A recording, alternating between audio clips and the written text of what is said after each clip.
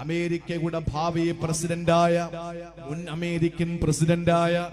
2 തവണ ഇംപീച്ച്മെന്റ് ചെയ്യപ്പെട്ട അമേരിക്കയുടെ ചരിത്രത്തിൽ 2 തവണ ഇംപീച്ച്മെന്റ് ചെയ്യപ്പെട്ട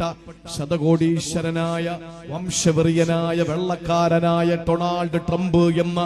അമേരിക്കയുടെ പ്രസിഡന്റായി അവരോധിതനാകുന്ന ഏതെങ്കിലും ഫൈലിമാർ ഇതിനോട് പുറംതിരിഞ്ഞിരിക്കുന്നെങ്കിൽ അവരൊക്കെ വിരൽ കടിക്കേണ്ടി വരും. ഇതിനോട് അനുകമ്പ കാണിക്കാതെ ഇതിനോട് പുറംതിരിഞ്ഞു വന്നുകൊണ്ട്